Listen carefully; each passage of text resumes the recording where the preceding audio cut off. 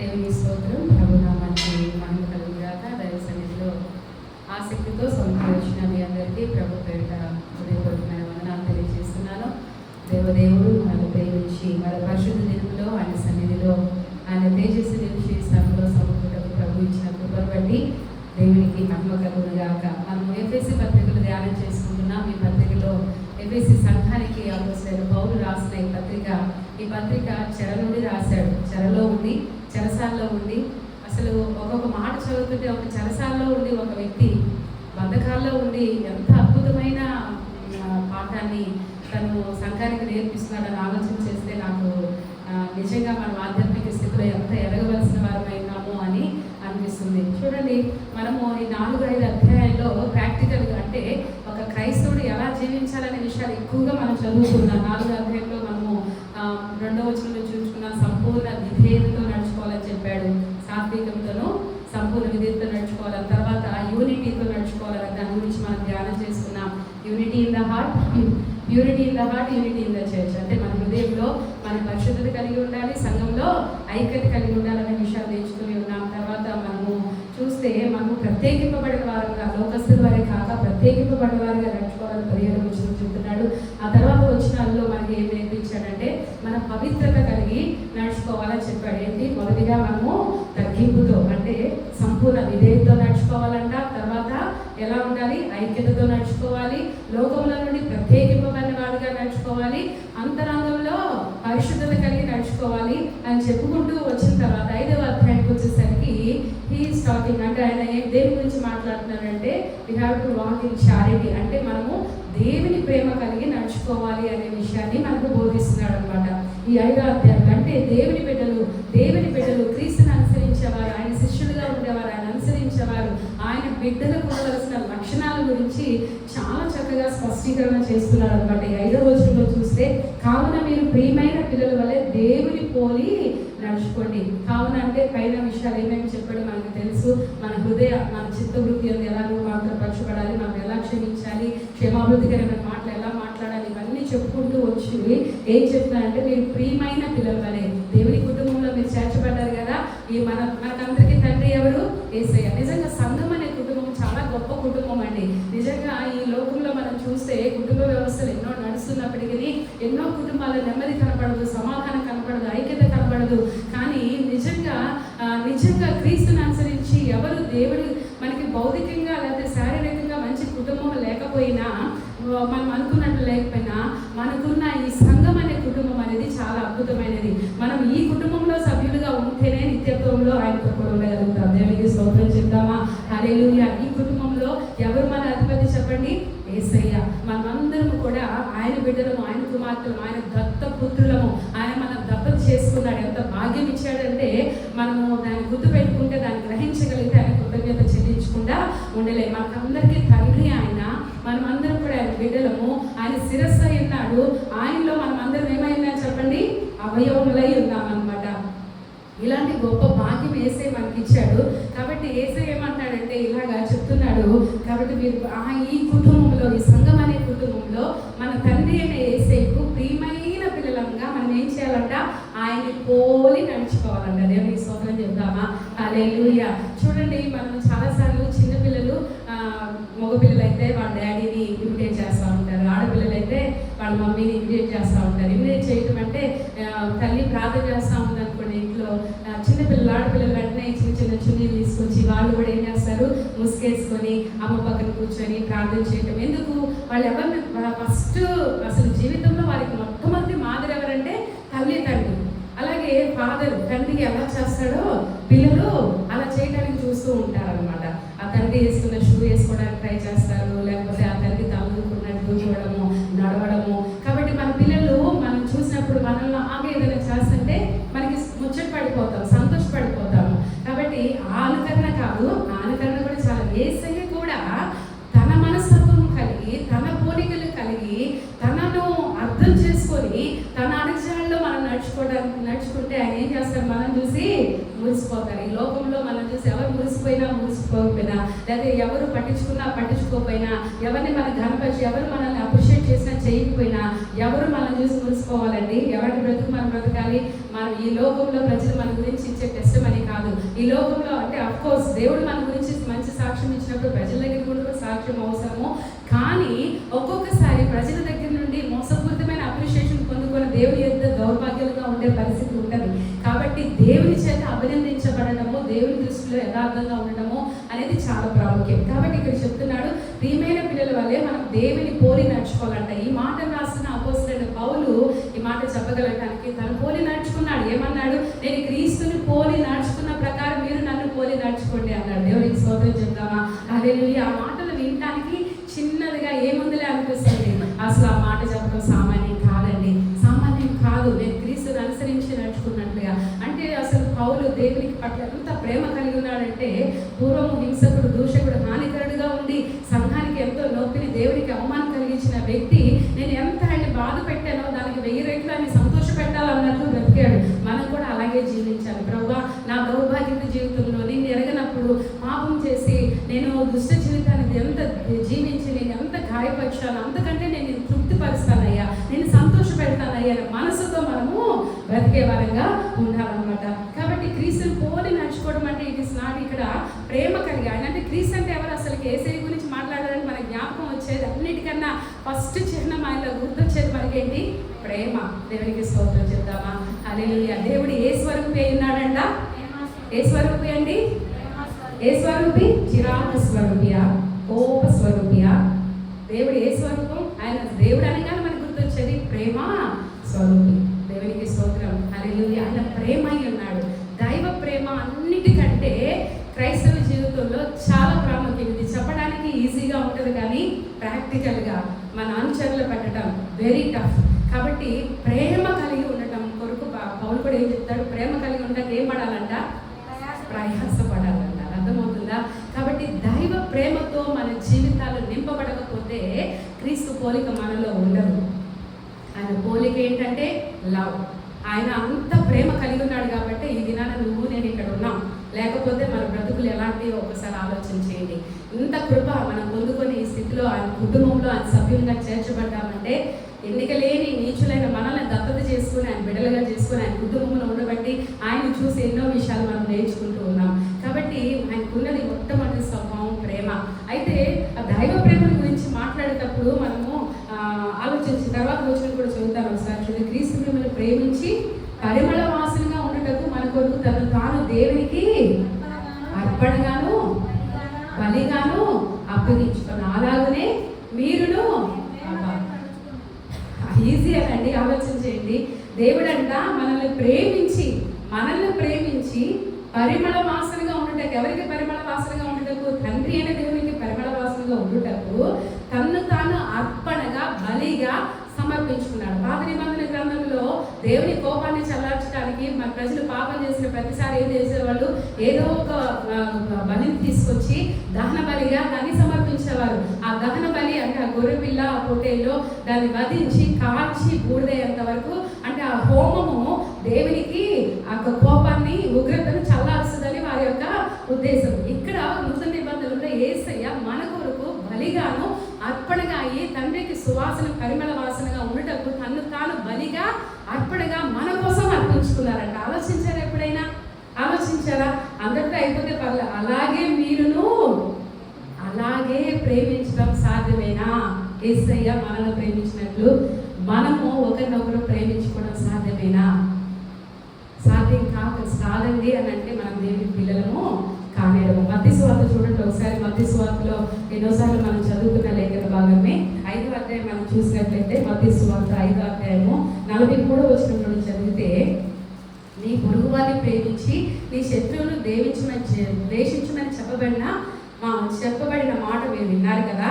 నేను మీతో చెప్పినది ఏమనగా, మీరు పరలోకమందున్న మీ తండ్రికి కుమారులైనట్లు ఏం చేయాలంట?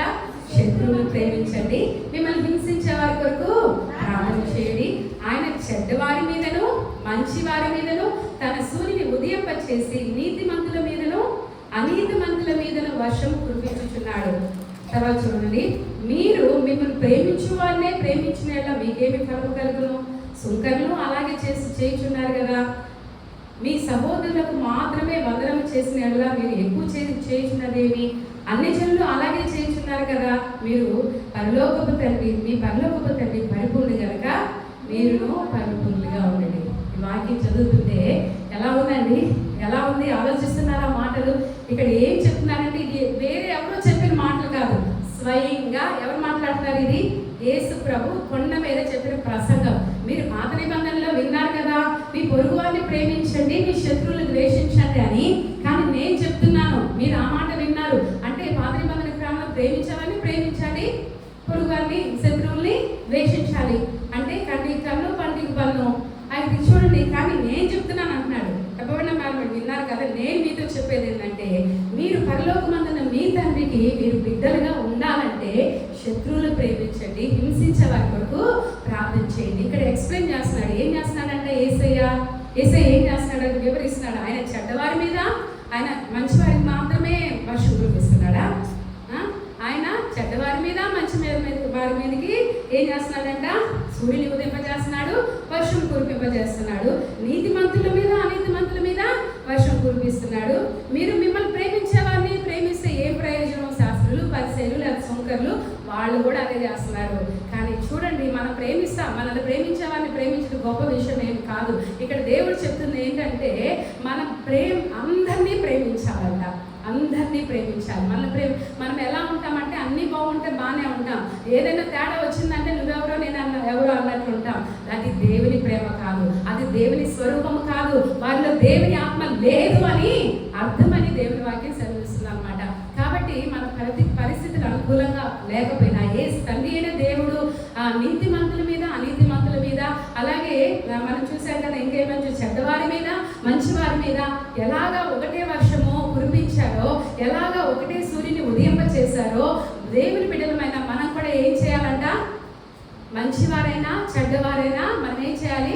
అదేనా దేవుడు చెప్తుంది, నేను వేరే ఏం బోధిస్తున్నానా? మరి అది సాధ్యమేనా? మనకి అది సాధ్యమేనా?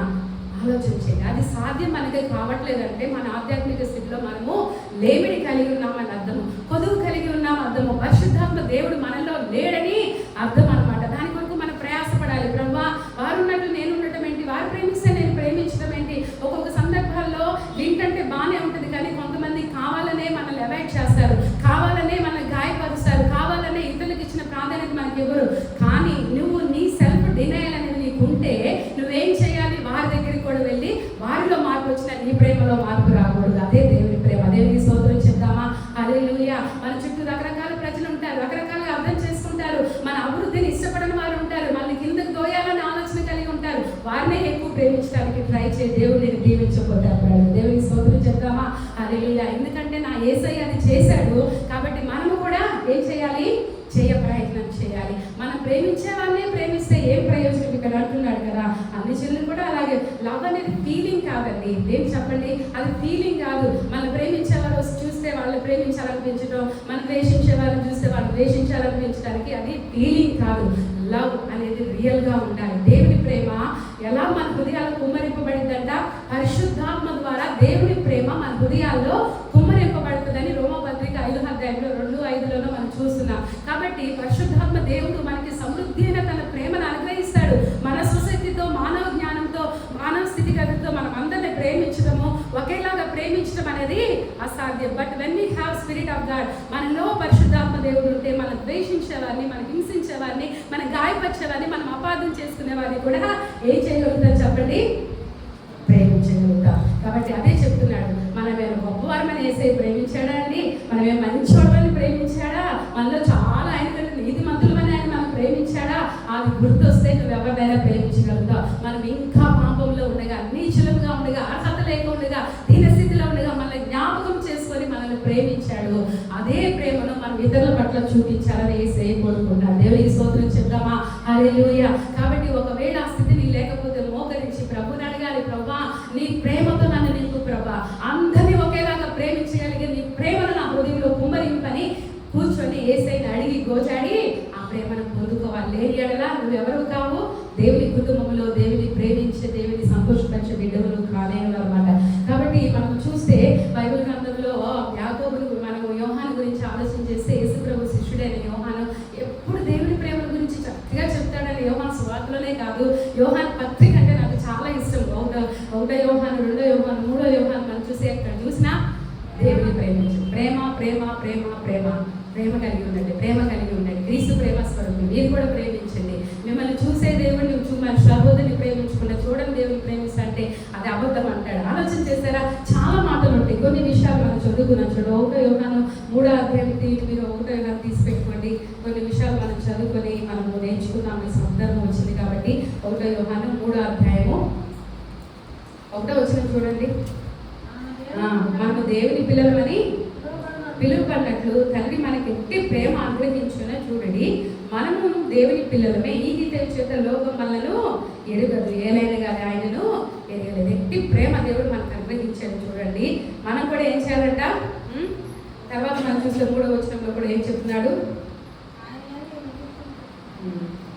కాదు, మన 11వ వచనం చూడండి. 11వ వచనము, మనం ఒకరినొకరిని ప్రేమించవాలన్నది మొదటి నుండి నేను విన్న వర్తమానమే కదా. 16వ వచనం చూడండి, ఆయన మన నిమిత్తము తన ప్రాణం పెట్టాను గనక దీనివల్ల ప్రేమ ఎట్టిదో తెలుసుకొనిచున్నాము. మనము కూడా సహోదరుల నిమిత్తము మన ప్రాణములను పెట్టబద్ధమై ఉన్నాము. ఆలోచించేయండి. మనం మొదటి నుండి వింటున్నాం కదా, ఏం చెప్తున్నాడు? మనం మొదటి నుండి ప్రేమించాలని నేర్చుకుంటున్నాము. మన నిమిత్తము మన ప్రాణాన్ని పెట్టేది దేవుని జ్ఞాపకం చేసుకొని మనం కూడా సహోదరు నిమిత్తం ఏం చేయాలంట? ప్రాణం పెట్టి అంతగా ప్రేమించాలంట. తర్వాత చెప్తున్నాడు, ఈ లోకపు జీవనోపాధి గలవారమైంది తన సహోదరునికి లేమి కలుగుట చూచి అతను ఎంత మాత్రమును కనికరం చూపని వాని దేవుని ప్రేమ ఎలాగ నిలిచినో, చిన్నపిల్లలారా మాటతో కాదు, నాలుగుతో కాదు, క్రియలతో సత్యముతో ఏం చేయాలంట? దేవుని ప్రేమించాలంట. 23వ వచనం చూడండి, ఆయన ఆజ్ఞ ఏదనగా ఆయన కుమారుడైన యేసుక్రీస్తు నామమును నమ్ముకొని ఆయన మనకి ఆజ్ఞ ఇచ్చిన ప్రకారం ఏం చేయాలంట? ప్రేమించాలి.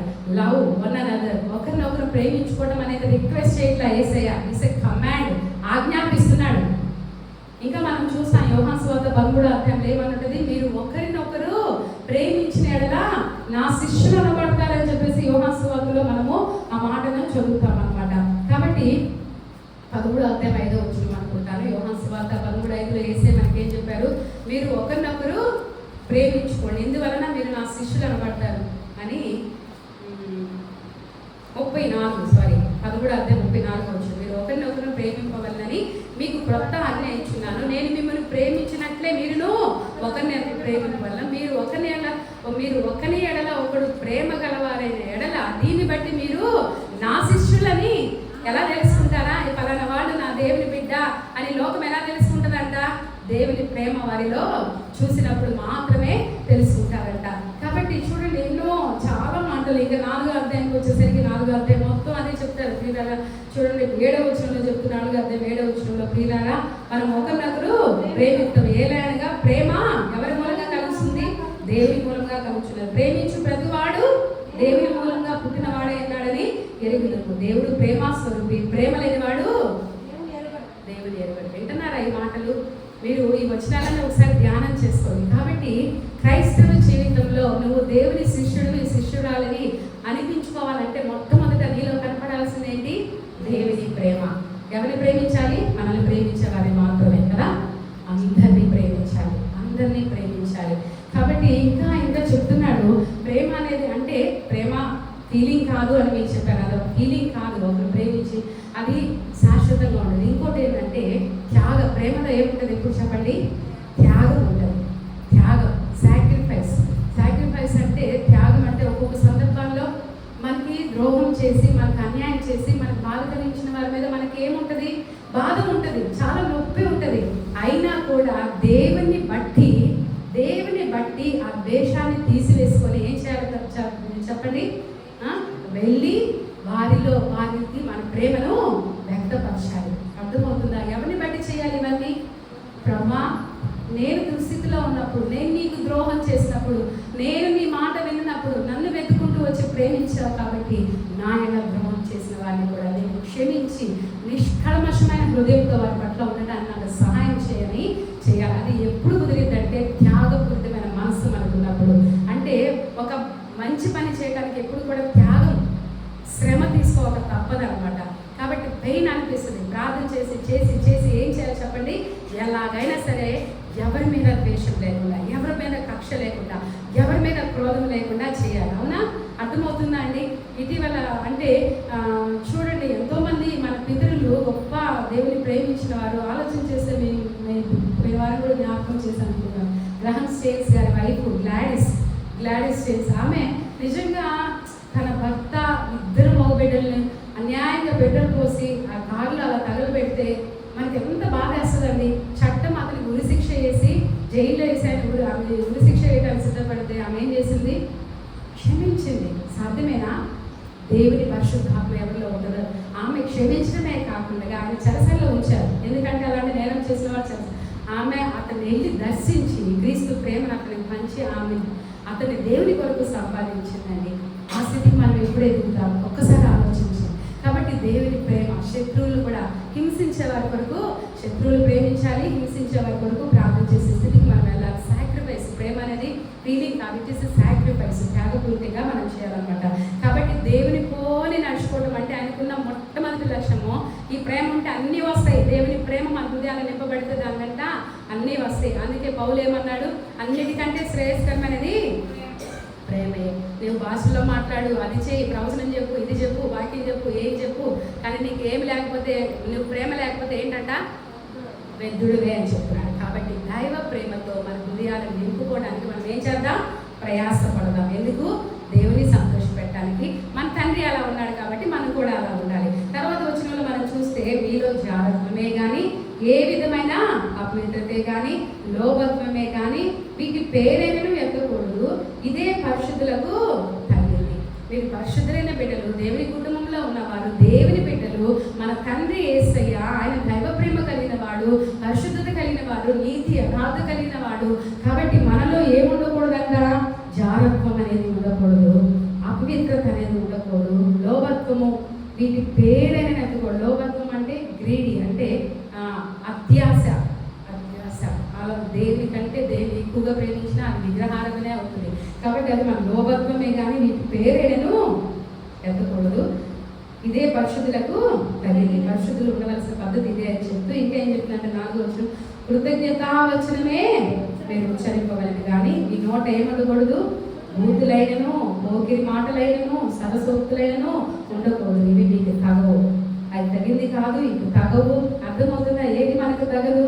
మనం కృతజ్ఞతావచనమే. మనం చూస్తే పైన అధ్యాయంలో మనం చదువుకున్నాం కదా, 29వ వచనంలో కూడా వినువానికి మేలు కలిగినట్లు అవసరమును బట్టి క్షేమాభివృద్ధికరమైన మాటలే కానీ మీ నోట ఏమనకూడదు?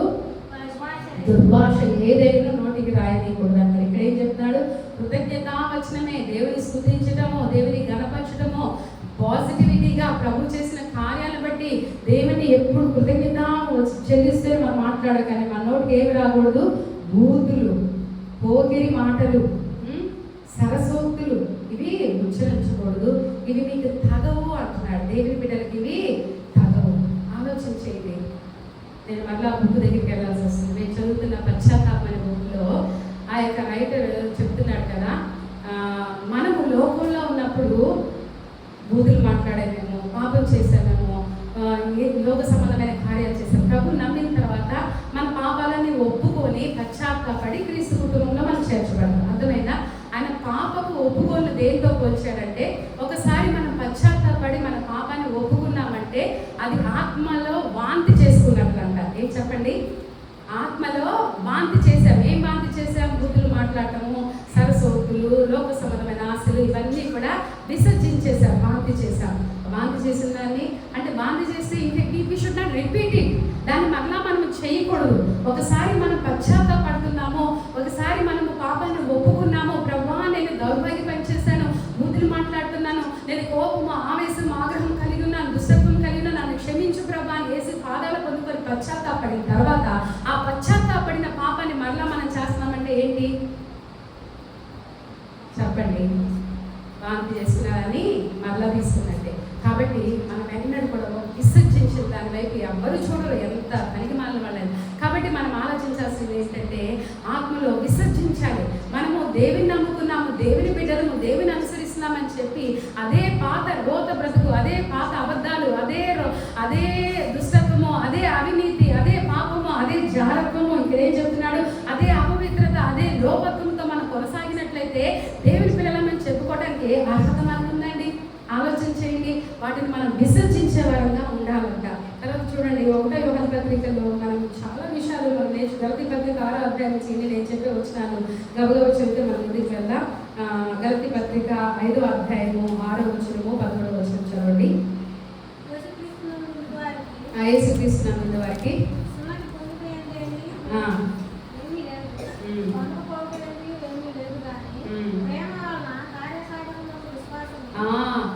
బాప్తిసం తీసుకున్నామంటే సరిపోదు. ఏంటి? ప్రేమ వల్ల కార్యసాధకమగు విశ్వాసం మనలో ఉండాలంట.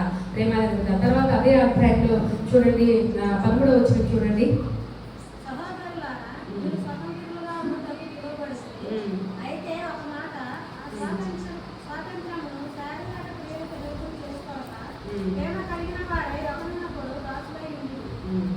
ప్రేమ కలిగి మనం ఏం చేయాలంట? ఒకరికొకరు దాస్యులమై ఉండాలంట. దేవుడు ఇచ్చిన స్వతంత్రాన్ని తప్పు చేయడానికి మనము వినియోగించకూడదు అని చెప్తున్నాడు అనమాట. కాబట్టి 5వ వచనంలో మనం చూసిన వ్యభిచారి అయినను, అపవిత్రుడైనను, విగ్రహారాధికుడైన, లోబి అయినను క్రీస్తు యొక్కయు దేవుని యొక్కయు రాజ్యములకు హక్కుదారుడు కాడని సంగతి మీరు నిశ్చయముగా తెలియను. చూడండి, ఈ మాటలు చాలా చోట్ల బైబిల్లో ఉన్నాయి. ఎవరెవరంట? వ్యభిచారి కానీ, అపవిత్రులు కానీ, విగ్రహారాధికులు కానీ, లోబి అంటే అత్యాశ కలిగిన వారు అనమాట. మనము దేవుని కాకుండా దేని పట్ల అత్యాశ కలిగిన అది లోభత్వం కిందకే వస్తుంది అనమాట. లోబి క్రీస్తు యొక్క కానీ దేవుని యొక్క రాజ్యంలో వాళ్ళు ఏం కాదంట? హక్కుదారులు కారణ సంగతి ఇది నిశ్చయంగా తెలియదు. 1 కొరింథీ 6వ అధ్యాయం 9 నుండి 11 వచనాలు చూడండి. 1 కొరింథీ 6వ అధ్యాయం 9 నుండి 11 ఇదే లిస్ట్ మనం అక్కడ చూస్తాము.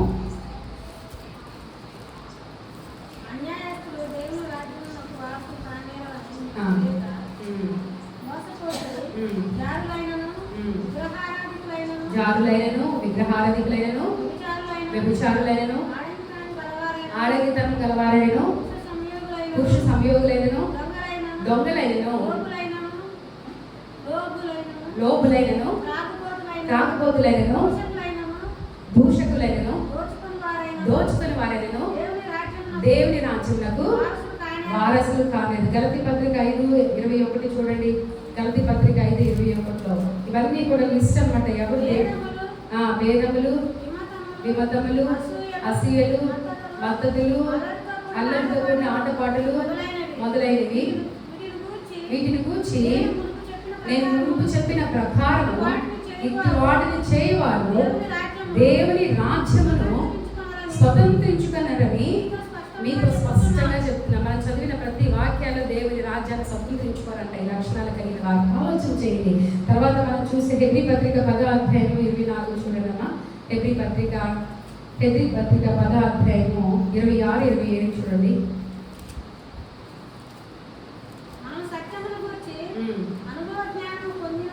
అనుభవ జ్ఞానం పొందిన తర్వాత బుద్ధిపూర్వకంగా పాపం చేసిన ఎడల పాపమునకు బలి ఉండదు కానీ న్యాయపు తీర్పునకు భయముతో ఎదుర్చుటయు విరోధులను దహింపబోవు తీక్షణమైన అగ్నియు ఇక నమ్మలేదు. చూడండి ఏమంటున్నాడు? ఇవన్నీ కూడా లిస్ట్ ఆల్రెడీ ఇచ్చారు. ఎవరెవరు దేవుడి రాజ్యాన్ని స్వతంత్రించుకోరో, ఏ లక్షణాలు కలిగిన వారు దేవుడిని స్వతంత్రించుకోరు లక్షణాలు చెప్పారు. కాబట్టి వీటిలో ఏది ఉన్నా కూడా మనము వాటిలో ఏది చేసినా కూడా మనకు తెలిసిన తర్వాత కూడా మన సత్యముల గురించి అనుభవ జ్ఞానం పొందిన తర్వాత కూడా బుద్ధిపూర్వకంగా పాపం చేస్తే ఆ పాపానికి ఏముండదంట? బుద్ధిపూర్వకంగా తెలిసి పాపం చేస్తే ఆ పాపానికి ఏముండదు? ఇక బలి అనేది ఉండదు. న్యాయ తీర్పునకు భయంతో ఎదురు చూడటము, విరోధులను దహించుకో తీక్షణమైన అగ్నియు మనకు ఉంటుందంట. ఆలోచించేయండి. ప్రియమైన దేవుని బిడ్డలారా, మన జీవితంలో పశ్చాత్తాపడటము, దేవునితో ఎప్పటికప్పుడు సరి చేసుకోవడం చాలా ప్రాముఖ్యము. ఎందుకంటే ఈ పశ్చాత్తాపం అనేది పాపపు ఉగ్రతను తగ్గించి దేవుని రాజ్యాన్ని మనం చేర్చింది. ఆ పశ్చాత్తాపం లేకుండా వాదవేయబడిన మనసుతో బుద్ధిపూర్వకంగా పాపం చేస్తూ దేవుని బిడ్డలు మన భ్రమతో బ్రతుకుతూ ఎవరిని మోసం చేసుకుంటా మనల్ని మనం మోసం చేసుకోవడం తప్పితే దేవుడిని మనం మోసం చేయలేము. ఎందుకంటే ఆయన వెక్కిరింపబడే దేవుడు కాదు అనే విషయాన్ని మనం గ్రహించవలసిన వారమై ఉన్నాం అన్నమాట. 1 యోహాను 3:9-10 వచనాలు చదువుకొని మనము ఊహించుకుందాం. ఆల్రెడీ ఒకసారి చదివాము, ఇంకొకసారి అది చదువుకున్నాం. 3వ అధ్యాయం 9-10 వచనాలు. 1 యోహాను 3:9-10 వచనాలు. దేవుని మూలంగా పుట్టిన ప్రతి వానిలో ఆయన బీజము నిలుచును కనుక వాడు పాపము చేయడు. వాడు దేవుని మూలంగా పుట్టిన పాపము చేయజాలడు. దీనిని బట్టి దేవుని పిల్లలు ఎవరో అపవాది పిల్లలు ఎవరో తేటపడను. నీతిని జరిగించు ప్రతి వాడును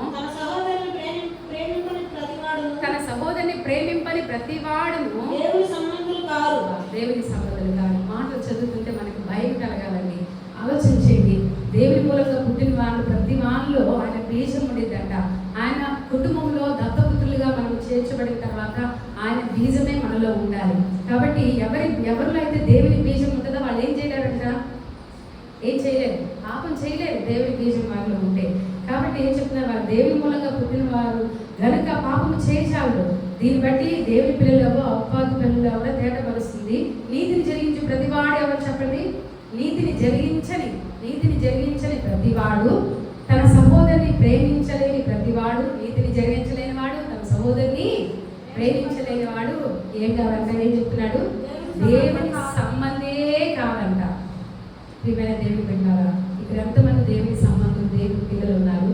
దేవుడు ఎంతమందిని చూసి నీతో నాకు సంబంధమే లేదని చెప్తున్నాడని వ్యక్తిగతంగా మనం పరిశీలన చేసుకున్నాం. దేవుని ప్రేమ మన హృదయాలు లేకపోతే మనం ఎవరి సంబంధం కాదు, దేవుని సంబంధం కాదు.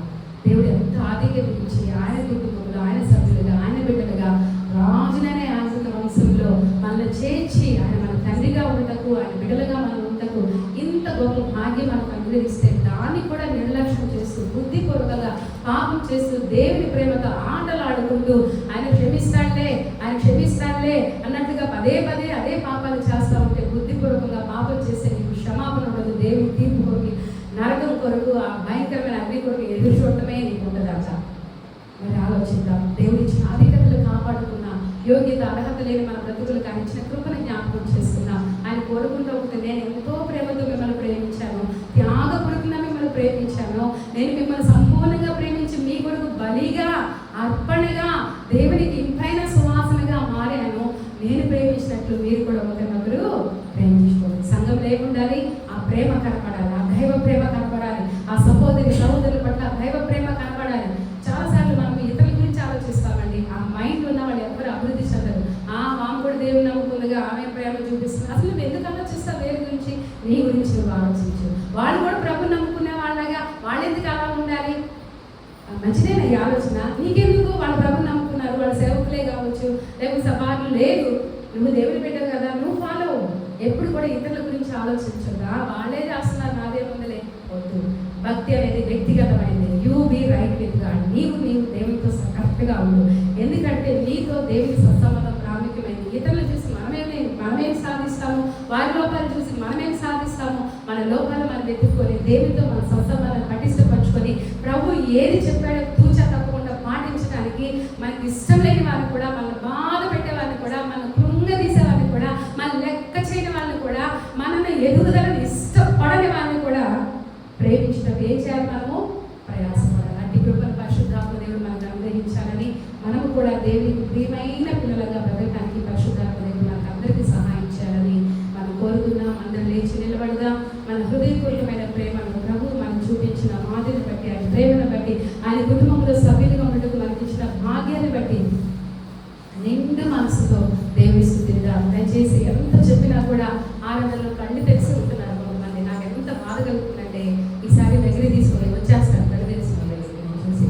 కళ్ళు మూసుకుంటే దేవుడు కనపడతాడు. మీకు దేవుడిని ఆరాధించాలి, ఏకాగ్రత వస్తుంది. కళ్ళు మూసుకొని దేవుని స్తుతించండి. అబ్బాయిలైనా అమ్మాయిలైనా పిల్లలైనా చెప్తున్నాను, ఎవ్రీవన్, ఈవెన్ చిల్డ్రన్, మీరు అందరూ కూడా దేవుని సన్నిధిలో మనము దేవుని ప్రసన్నత చూడాలి. చిన్న పిల్లలతో కూడా ప్రభు మాట్లాడతాడు, చిన్న పిల్లలు కూడా దర్శనం ఇస్తాడు. మనం ఆత్మతో సత్యంతో ప్రభుని ఆరాధించాలి. గుడ్లు తెచ్చుకొని అటు ఇటు చూడడం కాదు, ఆత్మతో సత్యంతో. ఇదేమో చూడడానికి ఇది ఒక థియేటరో లేకపోతే ఇక్కడ ఏదైనా ప్రదర్శన చూసే స్థలం కాదు ఇది. మనం అందరం కలిసి చూడాల్సిన దేవుని ముఖాన్ని, మనం అందరం కలిసి ఆరాధించాలి ఆయనను, ఆయన ప్రసన్నతను. కాబట్టి హృదయపూర్వకంగా అందరం కూడా దేవుని స్తుతిద్దాం. మీకు ఇష్టం వచ్చినట్టు దేవుని పట్ల ప్రేమ నోరు తెరవండి, నోరు తెరిచి ఆరాధన చేయండి. ప్రభుని స్తుతించాల్సింది కూడా మౌనంగా ఉండొద్దు. మనలో మార్పు రావాలి, మనలో ఆత్మ సంబంధమైన ఉద్యమం రావాలి. ఆత్మతో సత్యంతో ప్రభుని ఆరాధించగలిగే మనసు మనం కలగాలి. ఎవరో బలవంతం చేస్తారో, ఎవరో చెప్తేనే నువ్వు దేవుని ఆరాధించడం కాదు. ఆయన ప్రేమ నీ పట్ల ఎంత ఉన్నతమైనదో, ఆయన ఇచ్చిన భాగ్యం నీకు ఎంత ఉన్నతమైనదో నువ్వు గ్రహిస్తే హృదయ అంతరంగంలో నుండి దేవుని స్తుతించగలుగుతా. ఆత్మతో సత్యంతో ప్రభుని స్తుతి స్తుతిద్దాం. ప్రభా నువ్వు ఎంత గొప్ప దేవుడు.